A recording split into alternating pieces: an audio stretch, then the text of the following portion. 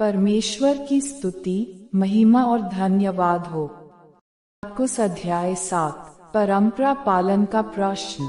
तब फरीसी और कुछ शास्त्री जो यरूशलेम से आए थे उसके पास इकट्ठा हुए, और उन्होंने उसके कुछ चेलों को अशुद्ध अर्थात बिना धोए हाथों से रोटी खाते देखा, क्योंकि फरीसी और सब यहूदी पूर्वजों की परंपरा पर चलते हैं और जब तक भली भांति हाथ नहीं धो लेते तब तक नहीं खाते, और बाजार से आकर जब तक स्नान नहीं कर लेते तब तक नहीं खाते, और बहुत सी अन्य बातें हैं जो उनके पास मानने के लिए पहुंचाई गई हैं, जैसे कटोरों और लोटों और तांबे के बर्तनों को धोना मांजना।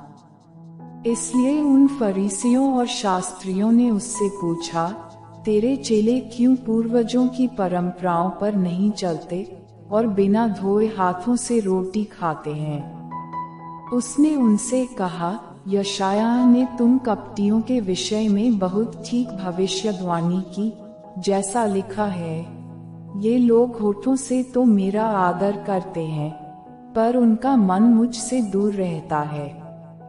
ये व्यर्थ मेरी उपासना करते हैं, क्योंकि मनुष्यों की आज्ञाओं को धर्मोपदेश करके सिखाते हैं। क्योंकि तुम परमेश्वर की आज्ञा को टालकर मनुष्यों की रीतियों को मानते हो।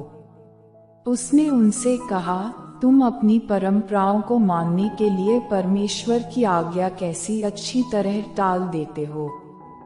क्योंकि मूसा ने कहा है, अपने पिता और अपनी माता का आदर कर, और जो कोई पिता व माता को बुरा कहे वह अवश्य मार डाला जाए।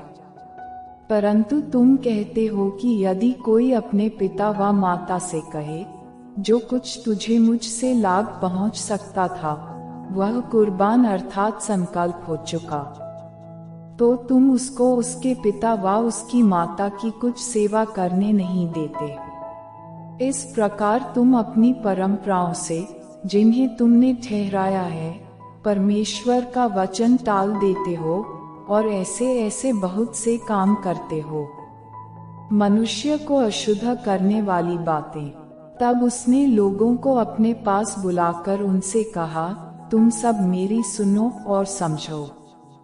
ऐसी कोई वस्तु नहीं जो मनुष्य में बाहर से समाकर उसे अशुद्ध करे, परंतु जो वस्तुएं मनुष्य के भीतर से निकलती हैं वे ही उसे अशुद्ध करती हैं। यदि किसी के सुनने के कान हो तो सुन ले। जब वह भीड़ के पास से घर में गया तो उसके चेलों ने इस दृष्टांत के विषय में उससे पूछा। उसने उनसे कहा, क्या तुम भी ऐसे नासमझ हो?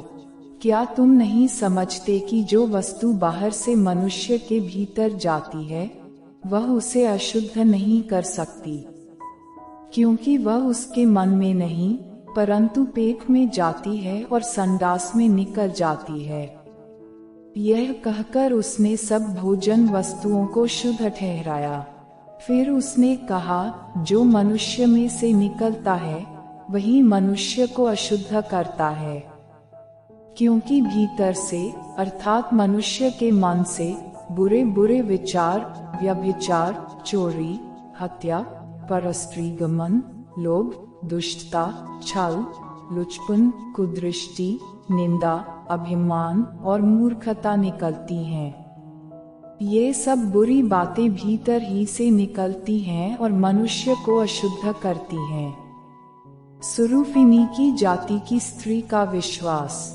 फिर वह वहां से उठकर सूर और सैदा के देशों में आया और एक घर में गया और चाहता था कि कोई न जाने, परंतु वह छिप न सका।